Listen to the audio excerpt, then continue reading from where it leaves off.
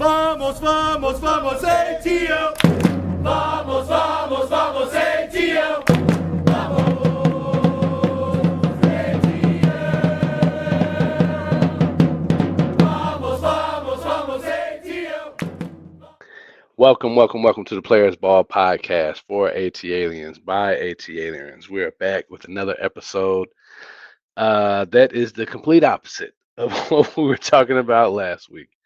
We did not have many sellies. There was one, but the ones that we wanted were sacrificed. So I think we start there, man. Oh, I'd be remiss if I didn't say happy anniversary to you and your lovely wife. How many years has it been? 12 years 12 married. years. Nice, man. Congratulations. Congratulations on that. Appreciate And it. happy birthday, Charlotte.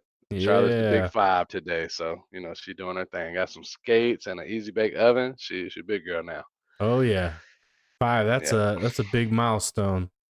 It is. So Start she's changing. been running my world for a long time. I can't imagine it gets worse, but it does. Right? Yeah. So Yeah. I don't know what constitutes a preteen, but I feel like I'm pretty close to having one.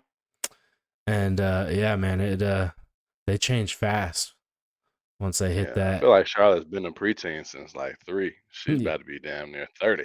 It's kind of annoying, but I love her. Happy birthday. Happy birthday, Charlotte. Yep. 12 years. Congrats, man. That's huge, man. Appreciate it. Cap off to you, You're not that far behind, man. You'll get there. Nah, I'm at 9. I hit 9 this year. So, yeah. About to hit that double-digit mark, man. We're going to go to Vegas. Try to get y'all on board. I got to get some details out, though. But, I digress about our personal lives. We had some rough sports, but I say we start with the fun stuff. I do have to correct you, man. You said we only had one thing to celebrate. I'm not a fan of this team, but there was 2 teams in the city that had big wins this weekend, and ironically, over the same city. Yeah. Wait a minute. Oh yeah. Oh yeah, we beat them down. Huh? Yeah. All right, so let's start with football. So to Atlanta United. So give the people run them down on that statistic of them even making the playoffs one more time. What was it, like 15? No, so they had a 10% chance to make the playoffs. So it was a big deal just getting in. I want to say people doubted them, but I mean, who wouldn't, right? Atlanta. The odds were not in their favor. They fired their head coach earlier this year. They fired their general manager. They got an interim. They sold all of their designated players, right? They just basically piecemealed a roster. And hats out to Rob Valentine, because he has those guys playing with some serious heart. And so they squeak in, they get in on decision day. They had to have 3 out of 4 outcomes come to fruition. And sure enough, 3 out of 4 outcomes exactly happen. They get in, they go down, or they go up to Montreal and play in the wild card, go to penalty kicks, win, and then sure enough, being the last one in, you got the number 1 seed, the favorite, Messi, Luis Suarez, Sergio Busquets, the Barcelona boys down in South Beach. Record year, most points scored in a season, won the Supporters Shield, just out here dominating. And that was the test. That was who Atlanta United had in front of them. So they go down, they play game 1 in South Beach. They play hard. They're tied 1-1 going into halftime. Early in the second half, Miami scores. Miami goes on to win game 1. They come back a week later to Atlanta, and it's another hard-fought battle in front of a full Mercedes-Benz stadium. They end up getting the game winner in extra time. to send the series back down to Miami for a winner take all. So Atlanta played Saturday. So for whatever reason, every game was a week apart. That seems very odd to me. But A lot of time. yeah, it's a lot of time off in between. But they went down to South Beach on Saturday. No one really expected them to be this far, and they stunned the world. And they took down Miami with a final score of 3-2 behind a ballsy effort from the 38-year-old Brad Guzan. Brad Guzan. So let me read you a number that I got. Shots on goal for Miami, 25. We only had 9. They had 25 shots on goal. Of that, 10 were on target. So almost half of their shots on goal were on target. We went 4 of 9. But that 10 means that boy Brad Guzan was busy. And he had a bunch of good. There was one where he had the left hand stop where he knocked it out. I thought that one was gonna be a goal. Um, but hell of a game by him, and hell of a game by my boy Jamal. Now he's Senegalese. You would think he's from with a name like Jamal, but it's Jamal Tiari. I think I said that right. He scored 2 fantastic goals, and the third goal was a header, and which was apropos because Messi's header. I mean, he's the shortest, smallest man on the field. So to see him up as high as he was and above several United players, uh, not surprising, but it was like, dang, look at that. So for us to close it out with a header was amazing, man. And it was a tale of David and Goliath, right? The little man and the big man. I know Lionel Messi is a very little man, but he's a Goliath in the sport of football for sure. The team set all kinds of regular season records, right? They had unprecedented amount of wins. They won, I believe, the Supporter Shield. Is that right? Yeah. So to lose to an 8th seed, that's got to be one of the, if not the biggest upset in MLS history. They And I'm glad to be a part of it. they only lost 2 games at home the entire season in the regular season. Yeah, that's nuts. So they only lost 3 all year, including the playoffs, and 2 of them were to Atlanta United. Peace up. A-Town down. They only lost 3 times this year when Lionel Messi played 90 minutes or more. All 3 to Atlanta United. So Yeah. crazy statistics there. I don't know what it is about United that just Miami couldn't figure it out. Maybe Tata, I don't know. Threw us a win. No, definitely not. But maybe we were in his head. He was still sour over winning the championship and walking. I don't think he had too friendly of a relationship with Carlos Bocanegra, which ultimately it went. Maybe that removed a little bit of his sting from his game plan. It's like, oh man, I can't stick it to Bocanegra. I guess we'll just win by a little bit, and that little bit wasn't enough. Yeah. Oh no, Messi almost left the playoffs without recording a single goal. So that was big He had for a few him. assists though. He did. He is the GOAT, right? Like Yeah. But yeah, hats off to United. Now we gotta face Orlando, our heated rival, Orlando City FC. So those boys need to enjoy this one, but get back to work because I feel like the 2021 Braves, right, weren't supposed to be there playing with house money, and they just might be able to run the table.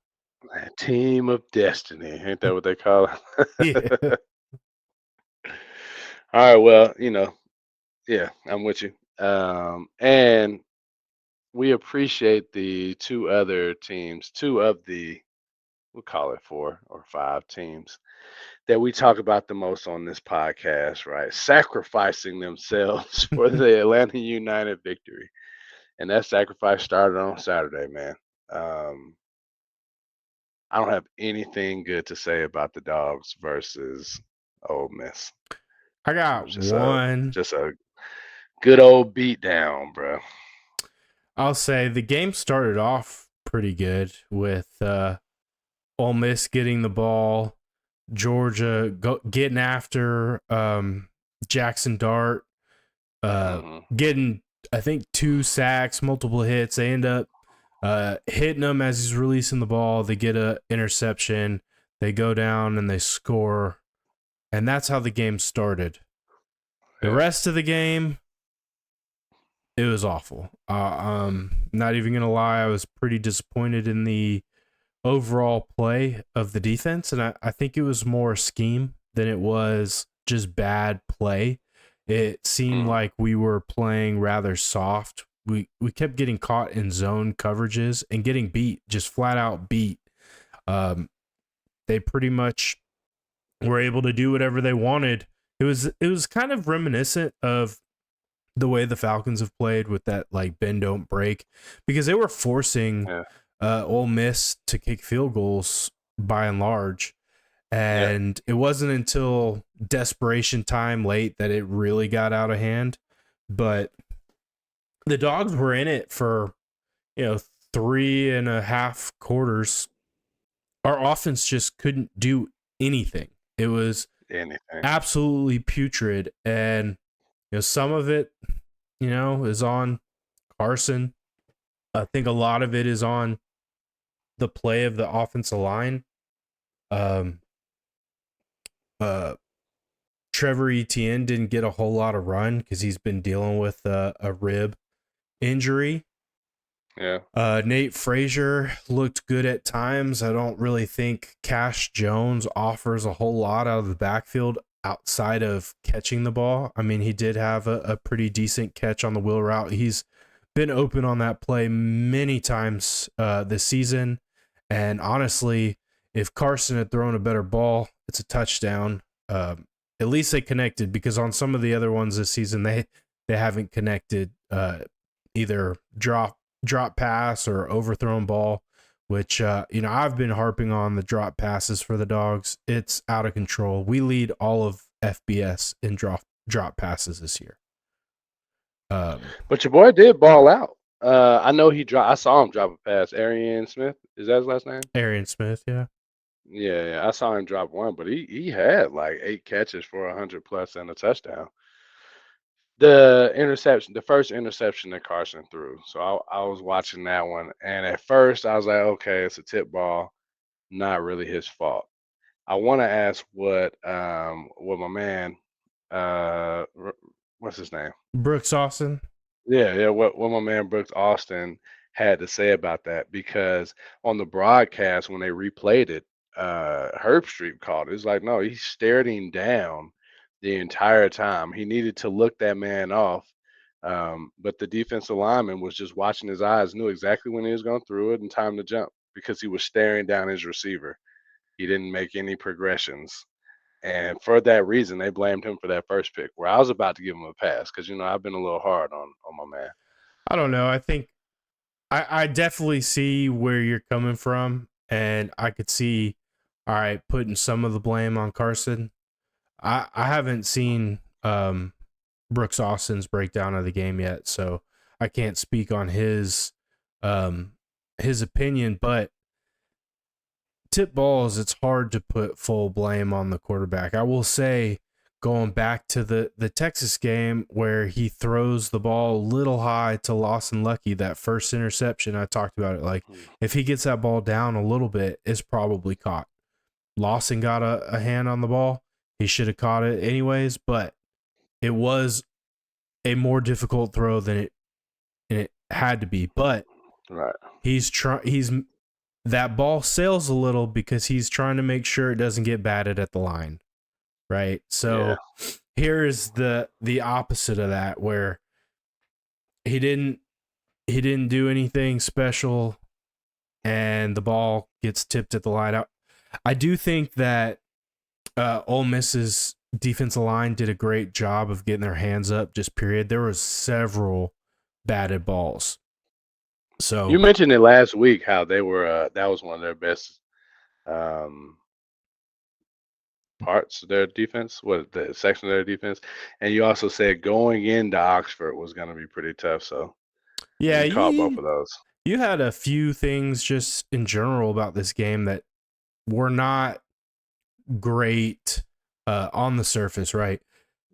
Ole Miss leads all of college in pressures and sacks. Defensive line is full of absolute studs. I think they got 4 or 5 sacks on Saturday, and who knows how many pressures. I mean, it looked like Carson was getting hit every play. It's in Oxford, right? So home field advantage, and then it was rainy, so it was wet. Yeah. A huge crowd in there, man. That place has to hold 70,000, maybe more. Easy 70 plus. Yeah. Yeah.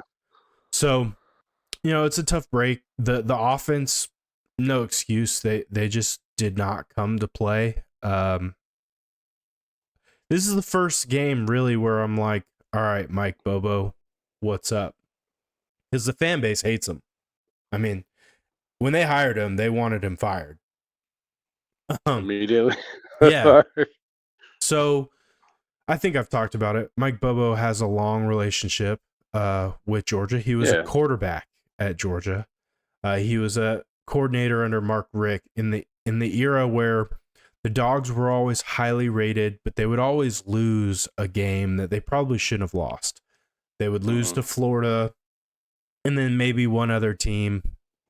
Miss out on the national championship, right? Yeah, and miss out on the national title. So for good reason, the fan base always felt like Georgia underperformed in those years, right? They had higher expectations. And a lot of the blame went to Mike Bobo and his play call back then. And so there's just that instant stigma like, okay, he had some struggles then. People can't change. He's still the same person. He's still garbage, right? Like that's the mentality. And I think it's highly unfair. I think there is a issue on this team that probably supersedes what Mike Bobo is doing. I've stood up for him on many times. Like he's had good play call. We just didn't execute. But you have to wonder with the development of this team and recognizing the strengths and weaknesses of this team, like why we haven't made more adjustments to maybe hide some of those flaws better. And I don't know. I'm not a offensive coordinator, so. And I don't know what happens behind closed doors. Yeah. I don't know what happens behind closed doors, but I would say on Saturday, I did start to question what Mike Bobo's role in the way that offense looked on Saturday because it was putrid, man. Georgia has not scored under 10 or 10 points or under in a win in like 20 years. It's been a long time. Yeah. They looked completely out of sorts. I watched that game. I sat there and I watched it. They looked completely out of sorts. They did not look like we were talking about how dominant they would be if they put it all together, right? They took 10 steps back in every aspect of the game, special teams, offense, defense. They just looked terrible. And I don't know why that would be, right?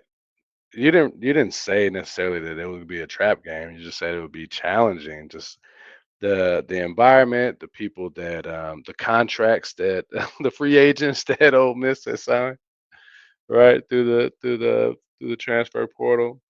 Lane Kiffin. That's the other thing I think you mentioned is Lane being like an offensive guy. Their offense, to your point, didn't pick up until towards the end of the game. But no, it didn't look like an even match to me. Even when the score wasn't that out of hand, it looked like, it was always a step away from just blowing up, and then it did. The offense, I mean, it really rolled. They didn't do a good job of getting 7, right? Like Georgia did a decent job of holding them to field goals, but man, between the 20s, Ole Miss Up got and down the field. Oh up and yeah, with ease, right? getting active. And I will say that game, not that it didn't mean anything to Georgia, but that was a must win for Ole Miss if they wanted any chance of being in the playoff, right? So Yeah. they are playing with a little bit more juice. I mean, Georgia's going to have to play that way the rest of the season if they want any hope of getting in. Yeah, they got to win out. Yeah, they have to win out, which, Saturday's huge night game against Tennessee. That defense looks fantastic. Their offense, I think, is pretty much led by a really good run game. And if Georgia can stop that run game, it bodes well for us. But if we can't score points, I mean, I wouldn't say Tennessee's far off of Ole Miss defensively. So we're gonna have to make I was some looking at their last couple of wins.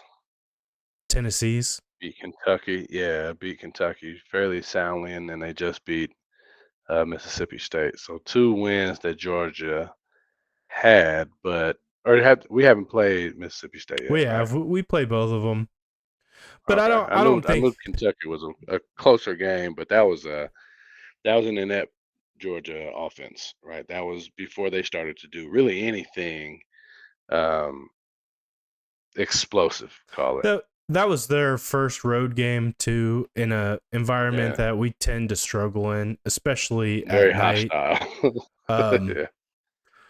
But yeah, I don't think it's necessarily fair to judge. I don't think the transitive property is really relevant to college football, because every Saturday, like you saw it, like the team that showed up Saturday was not the team that showed up in Austin.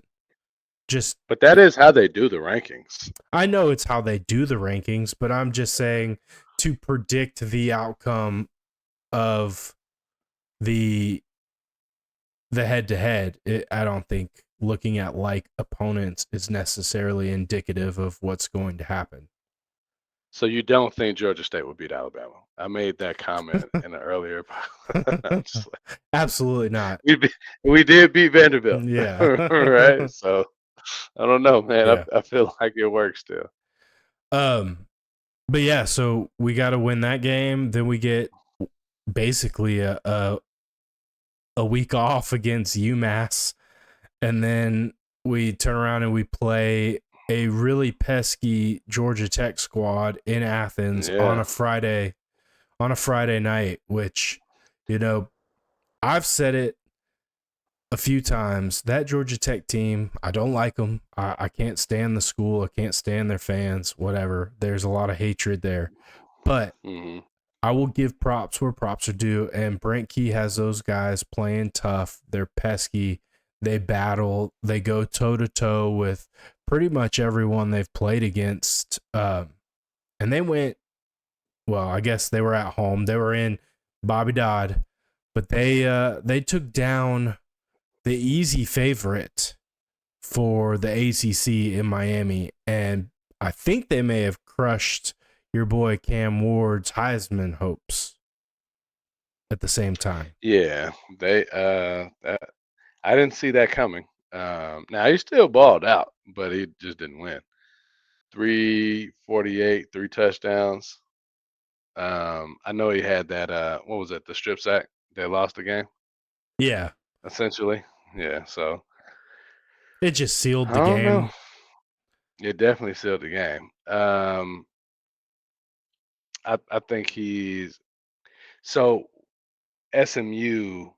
How did he do? I saw they had a good game, but they did win. The running back. Are you I don't know thinking of how he did. Ashton Genty? Yeah, Ashton Genty from Boise State. Boise, Bluefield. Yeah. Right? Okay, yeah. He had a good game. They had he did. And the other one that a lot of people are still talking about is your boy Travis Hunter, who had a big game against Texas Tech. So Yeah. If they win out, they probably get in, right? People want to see that. I mean, right now I think The Bucks are must-win TV, I must-see think TV. I think they are darn near a lock for the Big 12 championship game. And if they win the Big 12, they're in. Gotta let So, them in. yeah, Should Georgia be worried about Tech? absolutely. But I don't think it's time to worry about Tech. They need to worry about Tennessee. Tennessee. And Yeah. then we can worry about Tech. But absolutely, I think something that Georgia has struggled with is similar to the Falcons, and we're about to get there. Boy, But are we. mobile quarterbacks have been a challenge for the Dogs, and Haynes King is a great runner, and he's the one really leading the charge for Georgia Tech. Yeah, no, that is a problem for the Falcons. I don't want I want to let you get in your bag if you have more to say about Georgia because I'm ready to fire off on Oh no, I'm them damn ready. turkeys. I put I put the dog game in the rear view Sunday or Saturday night. We had a boys' night. We hit up a little brewery in town. Oh, nice. Watched the LSU Alabama game, and I was over it. I knew at halftime that team wasn't gonna overcome that game the way they were playing. So I got an easy early start on digesting the loss. Yeah, had a have to still process it, right? Yeah. After we've been played. Nah, I hear that. All right, Falcons rivalry week. Shout out Georgia Tech. I know you don't rock with them, but they beat my mentor and Cam Ward. So, but shout them out. Good job. Georgia better be shaking in their boots. Those Falcons rivalry week. We're playing the Saints in their house. We already beat them once. I don't know when the last time somebody in our division went undefeated, but it feels pretty unprecedented to have that opportunity in front of you. So it was gonna be nice to beat them and we had just taken the record from split to being one up on them. So now with a you've been using the word putrid with a putrid performance down in Noya, the Falcons are now tied with the Saints for the season series, not the season series, the franchise series. And it And the looked like season series. terrible football. And the season series, yeah, 1-for-1 or one of two. I mean, I don't have a lot of good to say about that game either, except for let me start with my good. Bijan Robinson. Bijan finally had a big run, not called off by a holding penalty, where he broke a tackle. He got to the sideline, and it was still three Saints there to either push him out of bounds or bring him down. And he turned on the Jets and put him into the end zone. And that was one of the bright spots of the week. This week's play was Bijan. He's been a beast. He's been an absolute beast. Um, you got to start putting a little more respect on his name. We will give the ball to Tyler on occasion, but that is Bijan's rock, is how I will look at it. Now, everybody else on the team just sucks. Kirk, Tyler, Kyle Pitts didn't play very well. The defense was just absolutely trash. Although they did the bend don't break thing, and I think the toilet bowl award has to go to Youngway. Oh, absolutely. Missing 3 out of 4 kicks is wild for one of the over the last we'll say 3 or 4 years, one of the most accurate kickers in the league. Yeah. So he's been known to have some rough streaks, right? And when he's down, he tends to miss them in bunches, right? Like it's not one here and then 5 or 6 weeks later he'll miss another one. No, he'll miss like 3, 4, 5 in a row, and then he'll get hot again, and it'll be a while before he has another down streak, but that's unacceptable, leaving 9 points on the board. One of them did get blocked, so I don't know how much of that is on the kicker and how much of it's on the offensive line or just a tremendous play by the defense. But you left 9 Can points on kickers the get the yips? Absolutely. Does he have the yips? I, Okay, yeah. I don't know. I saw a clip. It was him after the game walking off the field. He goes by Arthur Blank, and he just kind of takes one on the chest and says, "Look, man, that one's on me." And he owned it, right? And Yeah. much respect for him. You know, obviously, I know he felt terrible because that was a game we should win. 9 out of 10 100%. times we should win that game. The Saints are terrible. They had lost 7 straight. They just fired their head coach. Their leading receiver, one of their top playmakers. Top 2 receivers. Well, their top 2 receivers, their top 2, 3 playmakers. I mean, Alvin Kamara is still a baller, but some of their biggest offensive weapons were not active, and we found a way to lose a game. And I'm not going to go here and say, like, everyone was terrible. I think if you look in the stat sheet, they were pedestrian, right? They were mediocre. And even at mediocre, we had opportunities to win that game on multiple occasions, right? And do you know how many sacks Cam Jordan had before playing the Falcons? I don't, but I know they sacked Kurt, was it 3 or 4 times? Yeah, he had 2. He didn't have a single sack on the season before that game. Yeah. They knew it was coming. Everybody from Rod to Kirk said how dangerous the team is after they fire a head coach. And they did not show up like they knew that was the case at all. That's why I say everybody played like trash. Do you think some of that could be like self-fulfilled prophecy, right? Like if you believe that to be the case and you kind of like will it into existence, perhaps, whereas if you just treat it as another game, you go to work, you don't put any extra stock in all that, you just head down and go, do you have a different outcome? Generally, I would say, yeah, that's a strong possibility, but not with them. I feel like the lack of awareness of what you're facing is usually the killer for our team, right? Or acceptance of what you're facing. Right? If you're running into a DK Metcalf and he's a beast, and you know he's a beast, it's hard to. Well, no, that's the self-fulfilling thing, right? Because he balled out on us. I don't know. I think that team is not good enough to allow us for that to be a self-fulfilling prophecy. Yeah. Well, I think so.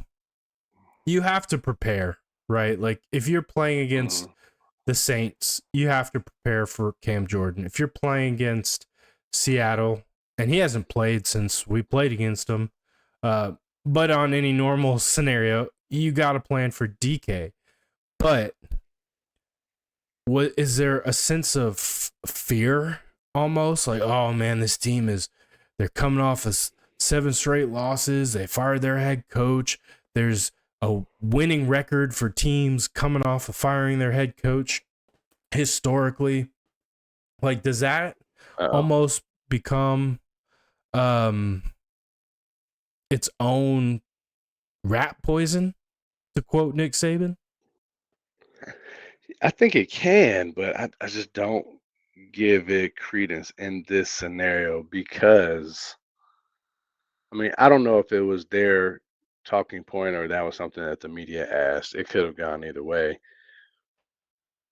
We have beat teams outside of starting with the Steelers, who now look like they're pretty good, right? There wasn't as suspect of the loss as we thought it was. Outside of them, I think we are beating the teams that we should beat. Outside of them and Seattle. Now, Seattle does have I don't know if he is now, but he was the top passing yards, and Geno Smith near the top in touchdowns. So he's been having a hell of a season, right? I do think we should have beat them, but this one, the Saints was like, oh yeah, this is a walk in the park. If anything, I think that's how they treated it. Was like they were saying the right things in the media, like, yeah, this is the record coming off of so many losses and after a head coach firing. But that was just, placating to the media more than it was what they actually thought. I think they thought they were going to go in there and run right over them, and they counted their chickens before they hatched. If I had to bet on a scenario, Yeah. It did feel like they kind of sleepwalked into that game. hmm That first drive where they got the ball, they moved it pretty well on, a couple plays, but again, penalties, and then they get into some third and longs, and I think it was Drake London that almost makes a circus catch on the sideline. hmm One of his foot ends up being on the line, and they end up punting, and from there it seemed like the Saints, pretty much ran the ball up our throat. And this is where I take extreme frustration. It's been something we've talked about all year, and it's the defensive side of the ball, mainly that, defensive line and linebacker core, and our lack of pass rush and our lack of run stopping. And we had an opportunity last week. Trade deadline came up, and we sat I was going to ask on about the that. sidelines with our hands in our pants and did nothing. And it is inexcusable to me as a fan for Terry. I don't care what the reasonings are, for you to sit and do nothing, and then for us to show up on Sunday and get embarrassed by a rival that we are leagues ahead of in talent. It's hmm inexcusable. Yeah, yeah, I agree. Um, I did expect them to make a move before the trade deadline last week. I don't know if it was because I had talked myself into it. I know we talked about it on the pod, right? Like, is this a team that if you make a move, they could make a real run? And I think we both agreed that yes, we could. They didn't make a move. They were coming off a three-sack performance against a very, very bad Dallas offensive line. Like Dak has been running for his life all year, and he gets hurt in that game. I think it was non-contact, but he gets hurt in that game just from running so much. So that was to be expected.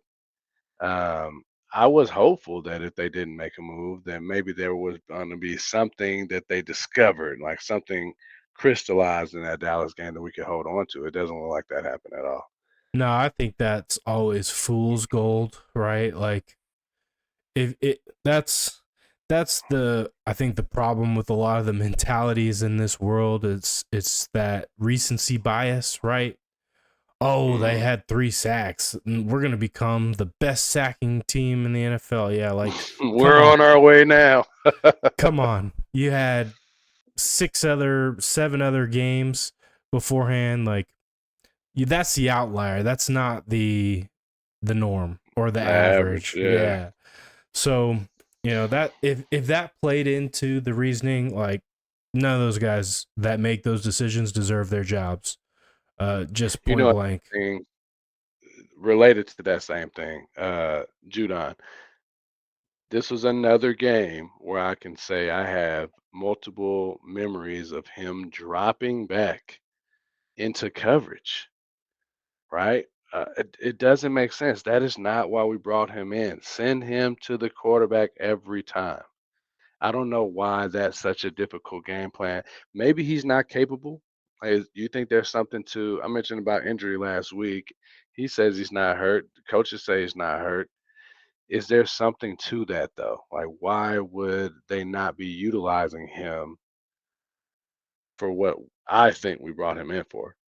I think We brought him it's in for a lack of pass rush. I think Why it's is he Jimmy not Lake. rushing the passer? I think it's Jimmy Lake, Okay. man. I think it comes from the lack of experience in this league from our defensive coordinator, right? We were a better defensive team last year than we are this year. And Yeah. some of that has to do with the players on the field. You know, Calais Campbell is absolutely balling tonight. I don't know if you watched any of that Monday night football game. Is still going on, but he was having himself a game. And we That was the miss one him. trade after you mentioned it. I thought that was the one that if I could count on anything that they were going to make that one. Yeah, I mean, not bringing him back in the offseason, I think, was a huge mistake. And then not going out and getting a guy like Aziz Ojolari who has had production. I understand it may have been a rental for this year, but at the end of the day, you have an opportunity to win the Super Bowl this year. You're more than likely still going to win the NFC South.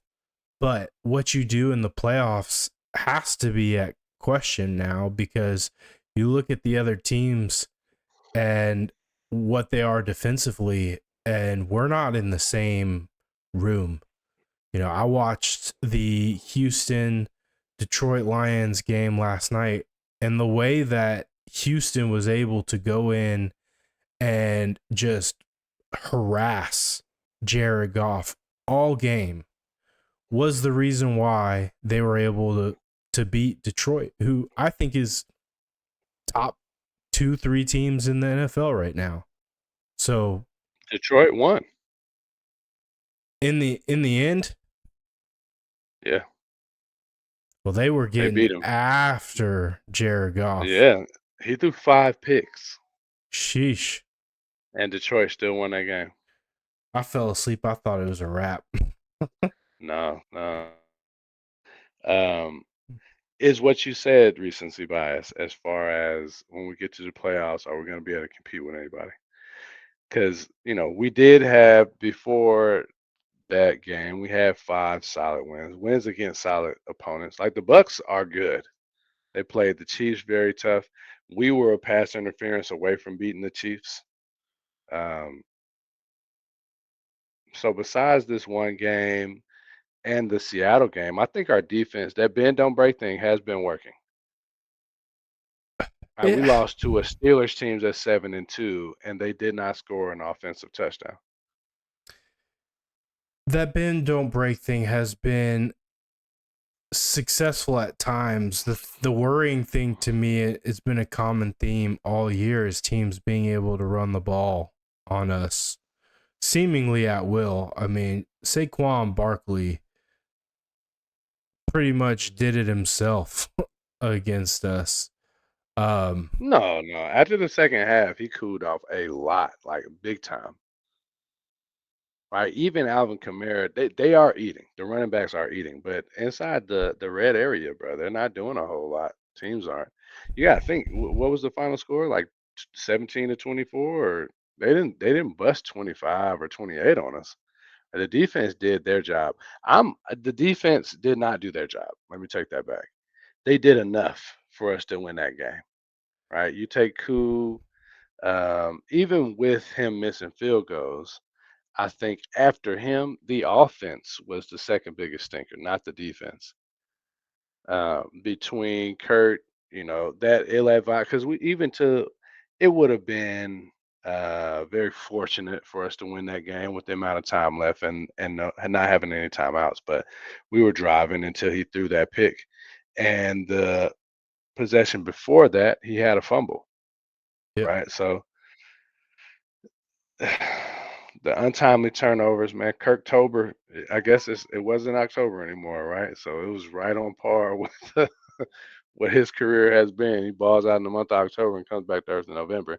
I'm thinking it's a one game thing. Like we should go out to Denver. Denver actually has a very good defense, so we'll see what we can prove against them. But excuse me. But the defense was third on my shit list, if you will. When Kirk Cousins, really, not even the whole offense, because Bijan did ball out. And then the defense.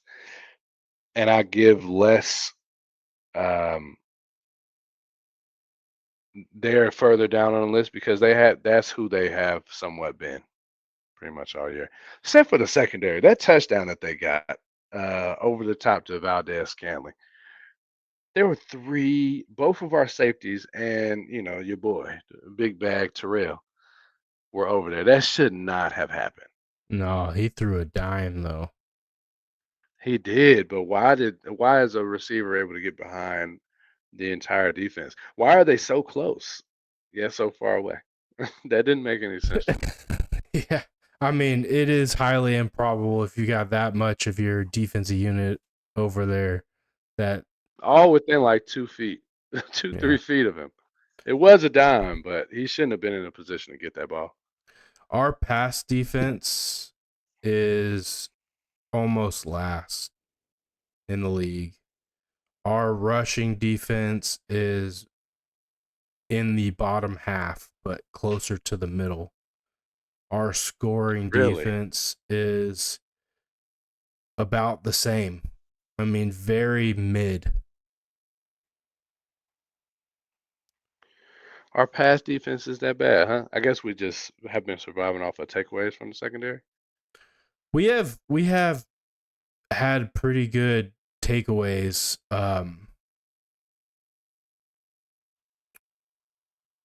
And like you said, that bend don't break. It's a lot harder to our defense against the run is 19th in the league. Mm. Not very good. So we're bottom third. Yeah. But anyways, The pass defense being that bad is crazy. I didn't think it was that bad. I guess I'm giving too much to, not that I'm giving too much to Jesse Bates, but I'm looking at him more than I am the entire secondary as a unit. our total defense is, as of November 9th, so Sunday, is 20th in the NFL for total defense. Mm. Run defense, this says 23rd. So I'm curious what the difference is. I mean, they're in the same range, like 19 and 23rd, right? But yeah, I mean, our defense is not getting it done to my standard, at least. And we'll just have to wait and see what happens. But I do wonder at this point, what is our true ceiling on this season? Because we should win the NFC South walking away. Tampa lost again this weekend. So in terms of them catching us, right? Like we stood pat. We both took the L. So we're still Right. 3 games up with 6 games to go. So unless we just flat out fall apart, we should have the division in hand. Especially with, games remaining against some pretty The Giants, Denver, who has a pretty good defense, but all in all, overall not very good. Yeah. And then the Carolina Panthers, who, they got to win this weekend against the Giants. Against the Giants, yeah, I don't even count it. Chuba Hubbard's doing his thing, but they're still a young team that's got a long ways to go. We should beat the Raiders too. I do think your boy eats. Big Brock, he might go for 200, based on our linebacker core. But we should win that game as well. Yeah. Vikings will be a tough out, and then our next home game is against the Chargers, which will be. I mean, it won't be a walk in the park. I do think we should win that game. I don't think they're world beaters either. And then we have Washington, who Russell just proved they're not invincible. Thought they were. I do think Jaden Daniels is a boss, right? That man is slaying that rock, but they are beatable. Terry McLaurin is a force, man. Yeah, I mean, do we have him in the top 5 when we rank wide receivers? I don't remember, but he's definitely worthy of top 10. It's hard when you got, guys like Justin Jefferson and Jamar Chase out here just terrorizing the league. It looks like Cooper Kupp is returning to some old Cooper Kupp form. You got Jalen Waddle, you got Tyreek Hill, you got and AJ Brown. I mean, you just that position. There's a lot of talent at that position. Yeah, for sure. I think top two are pretty easy. I think once you start filling in the rest of that list, it starts to get a little bit more challenging because I don't think there's anyone on the same plane as Jamar Chase and Justin Jefferson right now. I would still leave Tyreek up there. Yeah, I Call it mean, a big three. Without Tua, there's been no one to really get him the rock. So he's also been hurt a little bit this year, so he's struggled. yeah. Trust me, I got him on my fantasy team, and I never know whether or not I should start him or sit him. I like the name is hard to ignore. Did you play anybody on the Bengals or Ravens this week? I played against Lamar. Yeah, I played against Lamar in one league and Jamar Chase in the other. I do have Jamar Chase in one of my leagues, and he put up 73 points. That's nuts. That is nuts. Yeah. That league has some extra scoring, so like if you go over Is that Theo? No. Theo's league? No. But it's like if a wide receiver gets 100 yards receiving, he gets 2 extra points. If he gets 150 yards receiving, I think he gets like 4 extra points. And if he gets over 200, he gets 6 extra points on top of, they're cumulative. So like if you hit all 3 of those, that's 12 extra points plus PPR plus 6 for each touchdown. And he had like what, 2 or 3? I think I had 3. Plus one, plus a point for every 10 yards. He had 250, I think, or 260. Yeah, like he just went bananas. He balled out, bro. And they still lost. Joe Burrow too. And a loss. That was a heck of a game, though. That was probably the best game that I've watched this year. There wasn't a Falcons contest. Oh yeah, it was for very sure. good, very back and forth. They was going at it. Did you see Lamar's jump ball, his little 3, where he threw it for the touchdown? He held it up and everything. It was off the chain. Yeah. I don't want to get us off topic, but I saw a hilarious video of, I think it was Justin Jefferson doing a celebration, and he did the dance from the Australian break dancer. I forget what her name was from the Olympics. Yeah, Reagan. Reagan. Yeah. And he nailed it. Yeah, he did. Yeah. Yeah, no, that was probably the best selling of the weekend. We didn't have any throat slashing of a gator or no firearms. Yeah. Yeah, man. Well, you blame Jimmy Lake. I give him some blame as well. I think there's another coach that needs some blame, and I think his name is Mr. Quinn Snyder. The Atlanta Hawks. They went 1 for 4 this past week. One of those losses was to second place Boston, who's only lost, I think, 1 game. And Trey didn't play the second half of that one, so that was to be expected. The win was quality. They beat the Knicks soundly, right? It was, and they were at full health, but then they lost to the Bulls, which that one I give them a little bit of a pass just because they have been super hurt. Everyone, I think Trey might be averaging like 38 minutes a game. Jalen's averaging like 38 minutes, like a lot of playing time. So I heard the announcer say in the Bulls game, like he was just, you could look at Trey and just tell he was dog tired. They were up by double digits pretty much the entire game until like 7 minutes left in the fourth quarter, where the Bulls swung it back in their favor. And then from there, they just never let it go. You could just tell that they were super tired. But that is a game that we should have won. And then Detroit is not the same Detroit of old. they have names that people will actually know. Like Tobias Harris is on that team now. Um, oh, what's the point guard's name? Because he balled out. Malik. A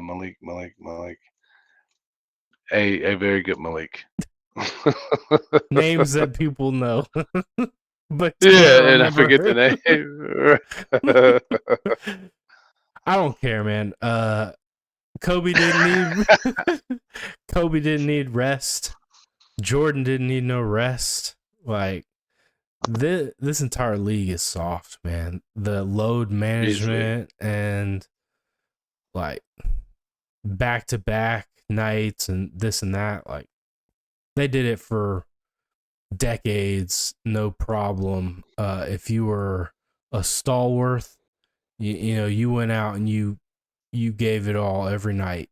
You got conditioned for it. If that's what this team needs is Trey to play 40 minutes a game, he needs to get out there and get his cardio up because he's got to lead us if we're going to go anywhere. Without him, Oh, 100%. we are nothing. I mean, we have a couple nice pieces, but they're young and undeveloped, and this team is only going to go as far as Trey takes them. And unfortunately, I think that ceiling's decently low. You say that, but we are 2 games out of fourth place in the East. The East is just terrible right now. If you're not the Cleveland Cavaliers or the Boston Celtics, you kind of suck too, right? Like the Magic, I believe, are in fourth. I don't remember who's in third, but everyone is kind of struggling in the East, which is a complete opposite of the West, where everyone is good and competing. The top 3 teams in the West right now are all tied at like 7-2. So the East, I mean, it's still ripe for the picking. That's why I can still remain a little bit optimistic, just because everyone sucks. Now, I did just read some news that Trey Young. I was looking to see how many minutes he was playing per game, but he will be out tomorrow versus Boston, Whew, another. dealing with a right Achilles issue.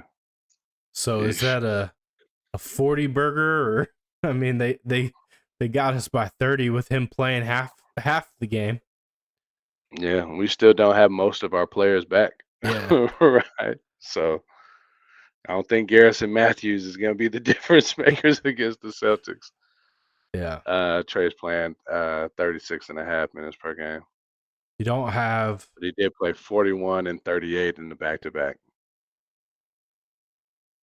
lost them both. Lost them both. Yeah. Yeah. Yeah, man, I've said how I feel. I don't know if it's Quinn Snyder. I know you feel like it is. I'm And pretty confident. Yeah. it may be, but he's had multiple predecessors that haven't fared any better than him. So at what point do you need to start looking upward at those that are signing the checks and making the personnel decisions, right? Yeah. There's a common theme, right? And those guys are it. The coaches have rotated. Not saying that Quinn Snyder isn't at fault or to blame, but I look at the common denominators and I can't help but think it's a front office issue. So I'm with you in that they need some of the blame, maybe a majority. But I'm not mad at the moves that they've made. I think they did the best they could in the draft with Ricochet. If we would have taken Zach Edey, they would be flamed right now. People would be calling for their heads, and they may be fired. Right. Then you had Daniel Dyson, who's leading the league in steals. He's playing very good. Right. He didn't come here to play offense, but he's averaging like 16 points per game. He's averaging 3 steals a game. He's good, and he's playing very well next to Trey. I do think there are just some genuine growing pains that, if sorted, we can finish, top 6 in the East, just because the East is pretty trash. more than anything, but we can finish top 6 in the East. I still think that that's an attainable goal. I still think you can't let them off the hook for the decisions that got us here, right? The DeJounte move was a massive fail that cost you a lot. I mean, you basically leveraged your future. It ran your GM that drafted Trey Hunter out of town. The guy that had the vision, right? Like it ran him out of town. And I don't think you can look past those decisions. And Well, before you keep going with DeJounte, when that trade was made, did you think that it was a failure? Like, did you hate the trade when it was initially made or no? I thought the price was extremely high. Was I excited and hopeful about it? Absolutely. I mean, That's what I'm asking. everybody was, right? You had an all-star coming to team up with should be an all-star every year, right? Yeah. Who's not going to be excited about that? But at the same time, you took a huge gamble and you missed. And your GM told you not to do it. And you did it anyways. And you ran him out of town. And you've gotten progressively worse year over year. Mm-hmm. So Accurate. Yeah. Yeah, I do give them some blame. I won't hold that decision in a vacuum. It was a lot. We paid a high price for it, but I think they were trying to make a big swing and in high hopes of that being something that would be fortuitous to us. It just didn't work out, and a lot of trades don't. Think about all the teams that have had James Harden over the last 5 years, right? I think where I hold issue with it the most is that your GM, someone you pay to talent evaluate, to roster build, that knows the game, that knows what you're trying to do, that is the biggest piece between the coach and the person writing the checks, right? Was telling you not to do it. And you, arrogant son of an owner, whoever, I don't know who called the final shot, thought, oh no, I know more than him. And you had no credentials. Travis Link was also trying to trade Trey Young, though, right? No, he drafted Trey. Yeah, Travis was he the was one trying to that trade. I know he drafted him, but that's where the disagreement was from where I understand. They didn't want to trade for DeJounte to give up all those pieces, but he also wanted to trade Trey Young. He was trying to start over. I'm going to have to do some research because I don't think that's Yeah. factually true. But if it is, then, Yeah. shame on him as well. But still, you're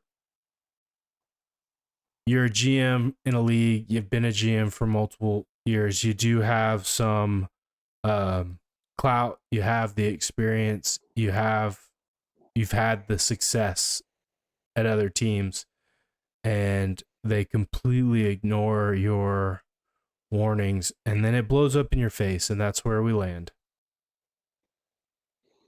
Yeah. Nah, I mean, so you don't see any optimism for this team. I You mean, think okay, what did you do now? You blow it all up? I don't know. I don't know what you can do outside of going and spending a ton of money in free agency and trying to get some pieces. I don't know how you're going to entice them in here, but you got to get better down low. You got to have some better shooting. I do like Dyson Daniels. I think he's been a good addition by Trey, but we have no prolific 3-point shooters outside of Trey. Clint Capella's okay, but like he doesn't do a whole lot for me. Your power forward position, you could upgrade there. I like the idea of Zachary Richesher and Jalen Johnson, but I still think they need development. I still think what this team lacks is depth, right? Like if you could have those guys sharing minutes with some other guys that were productive, that would be the ideal situation. But you're relying on those guys to be heavy contributors, and they just don't have that consistency. I think Jalen does, but Ricochet is not there, right? Like he had an amazing game against the Knicks, right? Like a coming out party. I think he put up 30. Yeah. But I can't expect him to do that each and every night as a rookie, as a 19-year-old. Like that's crazy. No, you can't. Yeah. And so like this team just lacks depth. Now, a portion of that is because of injuries, though, right? They are still down. Dyson Daniel came back, but they are still down. Bogey, who is a important piece. Kobe Buffkin was supposed to be a very important piece. Shout out to Keaton Wallace for coming in and having some powerful contributions on the game and a losing effort, but he still did as well. Still down DeAndre Hunter. He's still down B. Creedy. All four of those guys were expected to play heavy minutes, right? So, I mean, they do lack depth. And I'm not saying that those guys would have attributed to a win in this past week of four, but they at least help the players not to be so dumb tired at the end of games. Yeah. I mean, But they are expected to come back. I mean, I'm hoping when they come back that, DeAndre Hunter will play the six-man role. I'm hoping he's not injected into the starting lineup because although it's not going incredibly well, I think the experience that Ricochet is getting right now as a starter is invaluable. it Whereas is. before DeAndre Hunter was playing, he wasn't getting any time. And that, too, I believe, was a Quinn Snyder decision that I just don't like. All the threes, like Onyeka's out there, he hit a few, but he's out there jacking up threes. Everyone on the court except for Clint Capella is shooting threes. And we don't, to your point, we don't have the personnel to accomplish that. Yeah, and I agree with you. I do think that is a blessing in disguise and should pay dividends long term in Ricochet's development. But I don't have a whole lot of hope in terms of what this team will accomplish this year. I I feel very much like there was a time period back in the mid to late 2000s. I believe it was the Jeff Teague era where we had been to the playoffs like 9 straight years and didn't do anything with it, right? Like we didn't make an Eastern Conference Finals. I think we finally broke through maybe one year to get smashed by the Cavs. Yeah, LeBron did that. That's exactly right. But like as a fan, I can't get excited about being in a play-in or even in the playoffs knowing that we're just going to get bounced early. And that's where I am with this team. Like if they make the playoffs, it's going to be a one and done kind of scenario. I don't think we have the fire, and I could be wrong, that we had back in 2021 where they got hot and made it to the Eastern Conference Finals. I don't think this team is built like that. Yeah, we don't have our roster is not nearly as talented as it was that year, just off of youth alone, right? We got a lot of young players that haven't been there before, and when they get there, may not be ready for that light. In that vein, I think the Celtics are, and the Cavs, I guess at this point, but they're heads and shoulders above everybody, and that's just us. And I don't think we're anywhere. We're not going to win a championship this year, but I don't think any other team outside of Boston has a shot out of these either. Everyone else is pretty trash, dog. You don't think Milwaukee? I haven't been following. Worst record in the East. I've Talking heard. about trading Giannis. I've heard that. Um, I haven't watched any of their games, but that's a pretty meteoric fall off, right? It is. It is. They traded for Dame, and he was supposed to be the answer, but I don't know that Dame and Giannis play styles complement each other. This is an experiment they ran just like we did with Trey Young and DeJounte, right? They're gonna probably run it out this year, but if it doesn't work, that's gonna be recognized as a failure, and they're gonna move on. Yeah.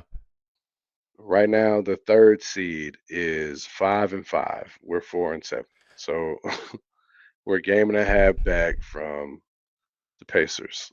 But we're not even a eighth of the way through the season. It's so young. We are in eighth. 11 times 8, 88. 82 games in the season. You picked the wrong number. I had 10 games in the books in my mind, right? Yeah. So that would put us just under an eighth of the way through. So we're just over an eighth. So we're a seventh the way through the season. I mean, it's a long time to go. I mean, I don't even think I'm looking at where we sit in the table until the All-Star break. Yeah, and that's fair, but it's not just an opportunity to get worse, right? They could also get better. Surprise you. They could. They could So also as get. these other teams are correcting the ship, as it sounds like you think they're gonna do, like the Milwaukees of the world, the Hawks can definitely. I expect them to improve. If they can get healthy and get some time to play at full strength, then absolutely. But it looks like Trey might be, getting bit by that injury bug as well. So, and this team is going to live and die by him. Yeah, if Trey's not on, the article I was reading called him the Alpha and Omega. Now I say blasphemous, right? But that is as accurate as you can say about a basketball player on a team. Trey Young he is the team. Without him, I don't think they win. I won't say any games, but they don't win very many at all. Yeah, absolutely. And I'm tired of these stupid freaking LA based writers talking about how we're going to trade Trey for peanuts and a Coca-Cola so that he can join LeBron and co. Like, stop it. I mean, Another Landry may be good. a fool, but he's not that. Like, Tony Wrestler and his son would never. So I was born that night. I wasn't born tonight. Yeah. I was talking to at Charlotte's birthday dinner. I was talking to my father-in-law about the Olympic team and how essentially it's just LeBron and Steph who have come out of that playing still lights out basketball. Everyone else is either hurt or looks extremely tired. Right? Joel Embiid hurt, Anthony Davis hurt, Bam Adebayo playing like a shell of himself. Tyrese Halliburton, who didn't even get many minutes, playing like a shell of himself. Jason Tatum benched, balling, right? Everybody got that heavy Olympic run. The global competition is a lot better than it's been ever, Ant-Man? I think. Yeah, not playing. He's still actually playing pretty good, but not to the level that he was. I don't think they're winning. Um, the Timberwolves, the eighth in the West right now. But that sounds like it could be a game with the way that they're separated, with the top 5 having like the same record. Yeah, they're 2 games out of third, 1 game out of 4. Right. So, but anyways, I don't put a whole lot of stake in the rankings this early in the season. But to your point, having the Olympics, adding in all that extra competition, that's wear and tear on your legs, man. I don't care who you are. Those off seasons are times for recovery and to go out and play a pretty grueling competition it was for the U.S. to take home the gold with big games against Luca and co, and even France. Like, Yeah, it wasn't easy France work. and Serbia. Yeah. No, it was not. So, And Bogey played, right? He took Serbia went to the quarterfinals, and he was balling out, and now he's hurt. Right? Maybe this generation just isn't built for that much basketball. They're soft. Social media has softened us all. Shaq would never. Any of those boys, Yeah, man. yeah. AI, KG talks about it relentlessly. Yeah. Him and Paul Pierce, just how it's a different era, how it's a lot less physical, which should bode to them being able to play more, but it just hasn't translated. I do like I understand that train of logic, but I also am like physicality breeds toughness, right? Like Makes you tough. Yeah. if you're it drives me crazy because we're in a situation in the NFL and even at the college ranks where injuries seem like they're at an all-time high, especially to your high-profile players, but they've dumbed the game down so much for what you can do in practice and during the off-season training that you don't really hit until week 1. And like your body has to warm up to stuff like that. Right? If you just go in guns a blazing, like it's just not going to recover the same without taking that kind of abuse regularly throughout the week. Yeah. Nah, you're right. I think that and baseball too, right? As far as that seems more like a style, but still similar in the sense that the high profile players are getting hurt. Something in the game has changed for the NFL and for, football or basketball. Maybe it's the lack of physicality, the lack of off season work. Which we can't say about the Olympics. Maybe that is just more of a football thing. But for baseball, it's throwing all that gas. Yeah, I don't think the physicality thing is there. The international Or game. lack thereof. Yeah, but Oh, you're talking about basketball. yeah, like Okay, go ahead. it's still soft in terms of the physicality. Now you might get the off-season work, like just the pure reps. You don't get that in football, but the physicality I still think is lacking in basketball. But you're right.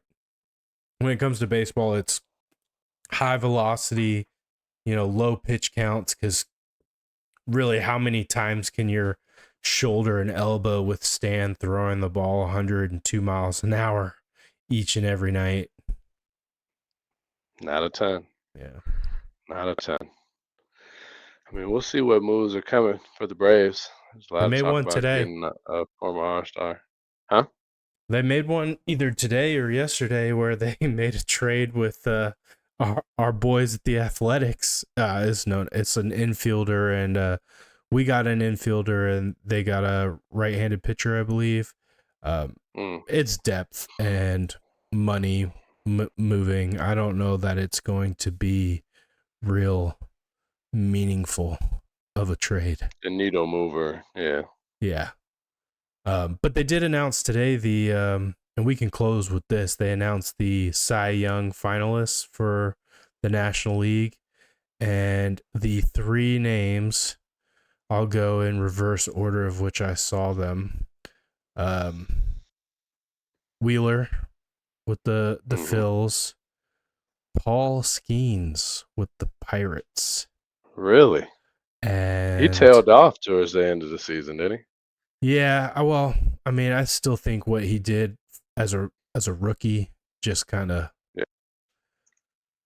put him. Well, they have Rookie of the Year. They do. Right?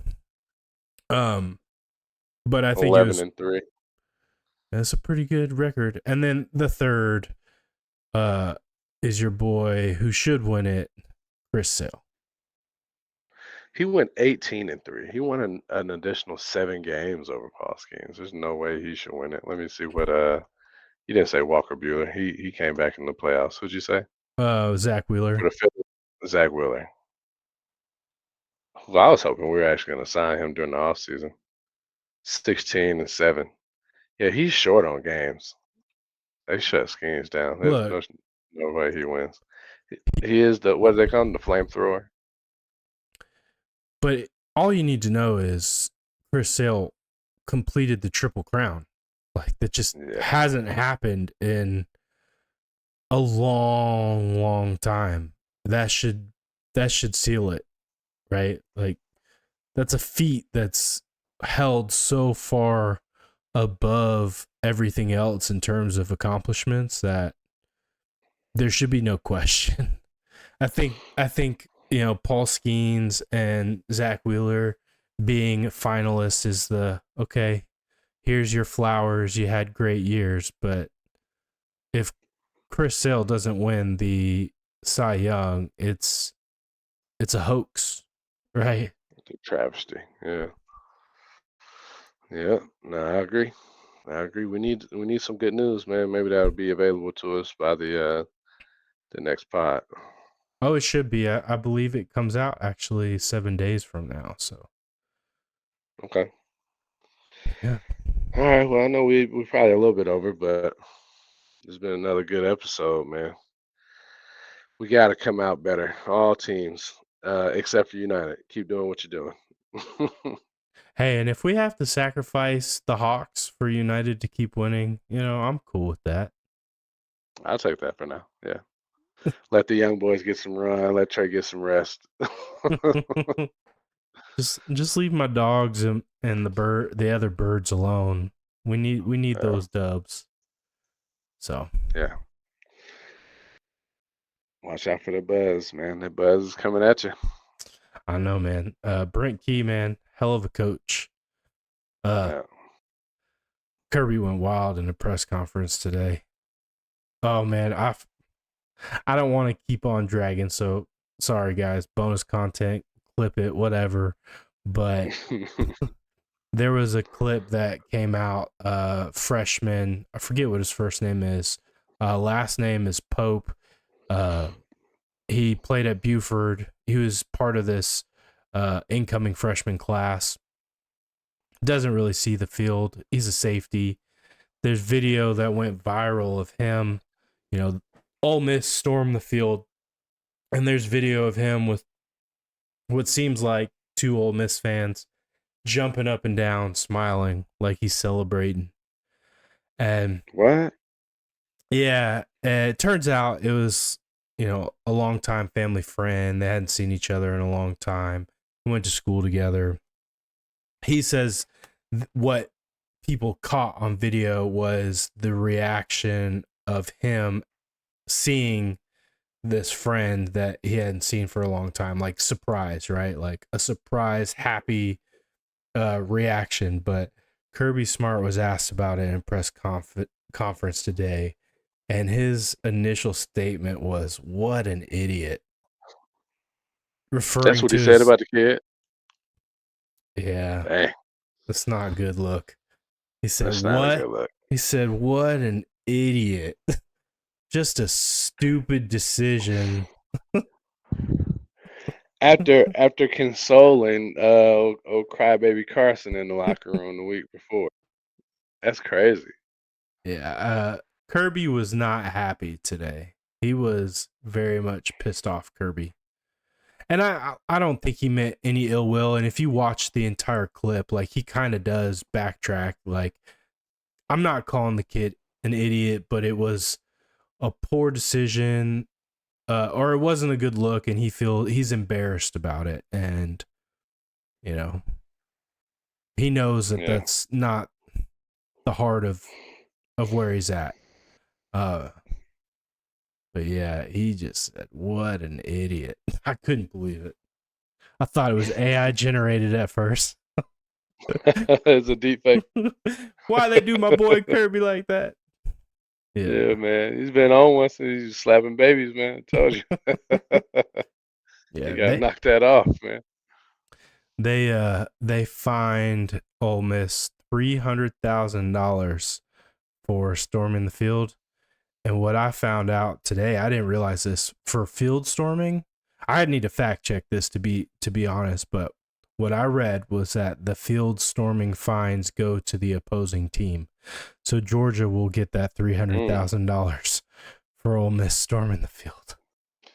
That's a couple of Scat Pack Chargers, man.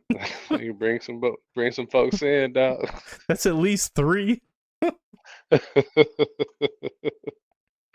I want to see. Oh man, I would love to see what Georgia's NIL collective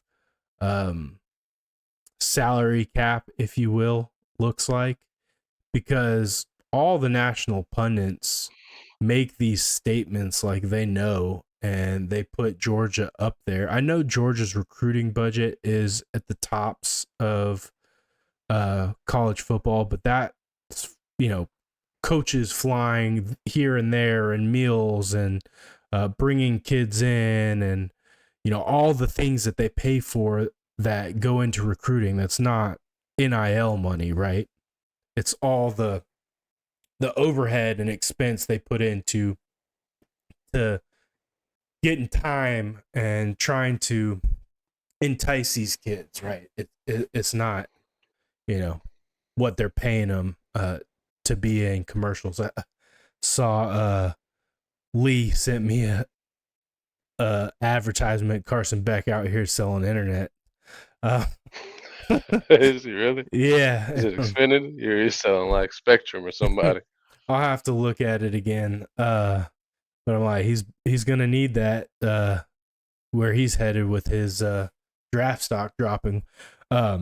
But yeah, I would love to see what their NIL salary is, because you have all these national pundits that believe it's in the tops, but I don't think we're out there paying $20 million the way Ohio State is.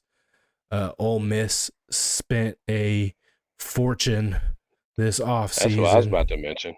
Was Ole Miss? There are a couple teams.